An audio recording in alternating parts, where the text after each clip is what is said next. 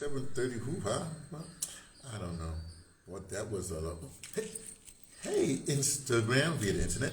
It's me, T from the Pattersons taking the train to the vet. Whoa! I just got off a 2-hour meeting with the fraternity, my fraternity up there in headquartered in New York. Anyway, this is a Grand Rising report. Just thought I'd tell you. And usually with Grand Rising reports, we give you something that had at least the last 24 hours, something like that. Well, this is like the last 2 hours and 5 minutes or something like that, because like that. Hey, Nana Yabba. I was just speaking to my fraternity people, my fraternity brothers in New York. Had a meeting, and in fact, this is interesting. We should talk about this. No, we should talk about this. The Grand Rising report. So I'll just tell you what's going on. Look, just in case you wonder why my eyes are always like this in the morning, because I put castor oil on my eyelids at night, and then it sort of soaks in. It's supposed to get rid of floaters. Something, I haven't had any floaters, so maybe it works, maybe it don't. It don't hurt, so I put that there. Anyway, that's not what I'm talking about. Institutional support is very important. Not only that, as Nana Yabra should know, there are people in your life that know you for a long time. They're elders that's happening right now. You have to stay in touch with your elders. I'm not talking about every day. Okay, it's a bit much, because some of us, blah, blah, blah. Especially me, I be talking, so you don't want to talk to me all the time. Not just every other week, every month. We have a returning meeting every month. I make sure I zoom in wherever I'm on the planet. It's the modern world. You ain't got no excuse, so go ahead and do it. Now, the importance of this is a Pentecost military fraternity.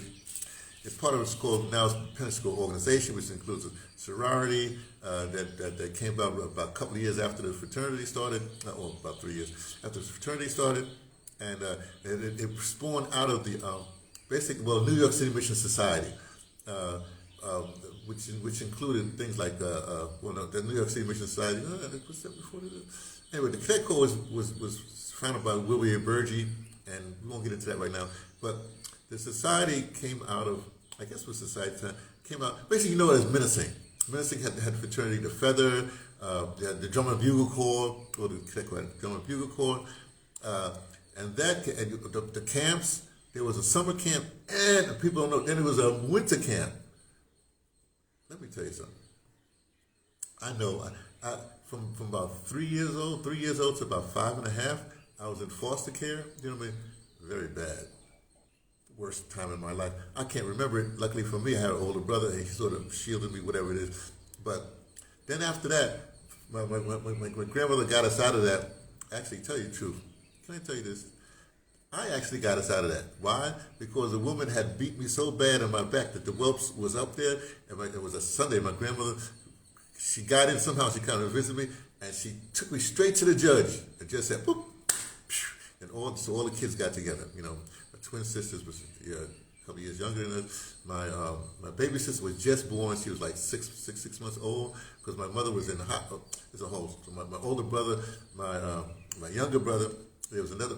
Don't worry about all that stuff. The point is, we were all together in the South Bronx. My grandmother wrote a letter to Adam Clayton Powell Jr., and got us into Patterson Projects. It was a new kind of thing. And so, so we got at the time it was only 5 of us. My other younger brother, Lawrence, he came to live with, so basically it was 6 kids, and my grandmother. My grandmother was, and she disciplined us. When I say disciplined us, the reason why I think I talk so much, and she would say, "Get the strap." Oh gosh. But no, she really would beat us. We were a couple of licks, but she would be talking. There comes to a point where she says, "Oh, please, just give us the beating. We don't want to. No, just beat me." Stevie Wonder's kid, beat me. Just please. I can't take this no more. This is like. Anyways, my point is. So growing in the Patterson Project was a really interesting thing. But we had I can't explain it, but all the poverty, all the programs were starting to come through. So it's like, I basically grew up on the floating hospital every, Tuesday, Thursday, Saturday, go to a floating hospital where they give you dental and medical care on the boat that we either went up a little bit past like West Point or back out to a little bit into Atlantic, had that. But let me just say on menacing. The Cadet Corps really started with I think it was called a Camp Menacing Cadet Corps. I learned that from. Don't worry. I think all the stuff is being documented at Schomburg according to the brothers that we was talking to tonight. But it's a very important point. The point is, we had summer camp, which all your regular summer camp activities, swimming, but we had winter camp, which included ice skating. That's when I knew I didn't like guns, because Roberto Barrigan, Chico, he was one of the founders of the fraternity, and he had me out there at the winter camp with a shotgun. I go boom. I go like I don't know. Look, I'm tough, but I'm delicate. I can't explain this to you, but I don't like no kind of abuse. Don't get me wrong. If something comes, I will respond. I'll be like, it's that DeMarco thing. I'm nonviolent, peaceful, or whatever have you. But that's just been my modus operandi for a long time. That's not the point. Ice skating, learn how to ice skate, all that stuff. Winter camp, summer camp. I mean, one time with summer camp, I remember they had a counselor named Bryce. He came from Scotland. We did this thing one time. We went on a 2-day hike or something way away from the thing. So when we was coming back, it was like when we was coming back, we just stopped right before we got to the where they're serving the food, right? And we waited. We said, wait a second, we gotta wait, right? We were all rested, everything like that. Then we come. We come stumbling down the hill like we died. Like, oh my gosh, what a hike, like that. It was fun. We had big fun, I don't know if you'll have that kind of fun anymore. I guess you have other kinds of fun, but sometimes you have drug-free fun. The point really is that institutions are important. Institutions they can die. They should.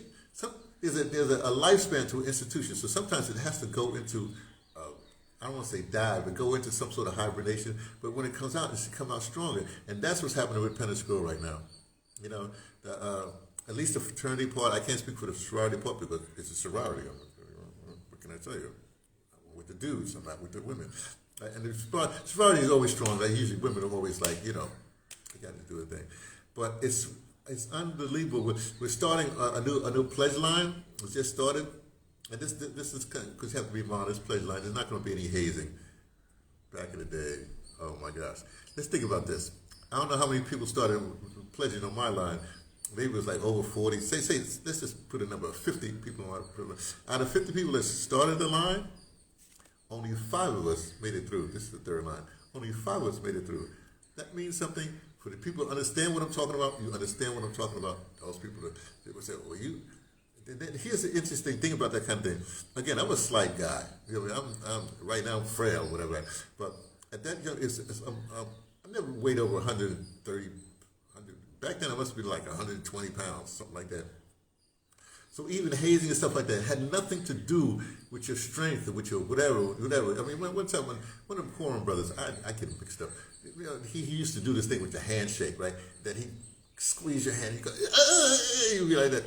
Man, this is where the famous, it's called Tony Sloan's smirk came from.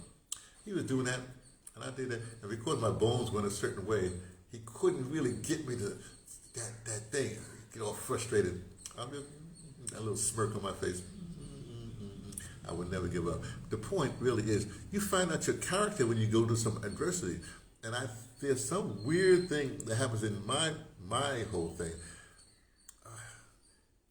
It's like I don't want.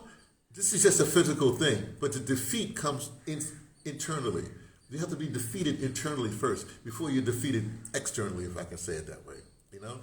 And the best way I can say that is like I just said it. It's a. Let me put it. When I took Capoeira, one time Josefina came, a girlfriend of mine.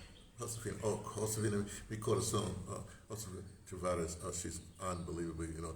She's like Dominican, but dark black Dominican. Could speak French, English, and she was conscious. Anyway, I was taking capoeira at the time with Jal Grande, and she came by one time because we was going somewhere. She came by to pick me up, and so she came by a little early, and we were still doing class for that. And when we stopped class, when we was walking past, she said to me, "Y'all guys are tough."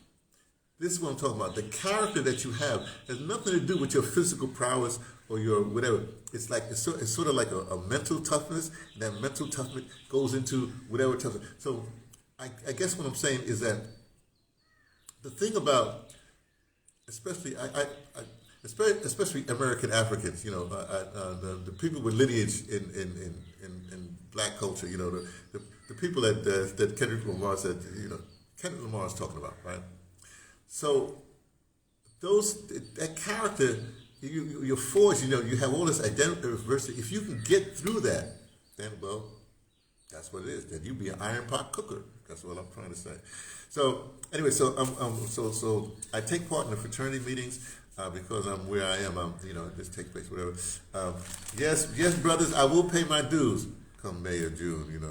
Because I travel low to the. I mean, I can't explain how people say, how do you do this? I said, because I travel low to the ground. I live very is low. Whatever is the run before modest. That's the way I exist. Anyway, so I'm just trying to say things happen.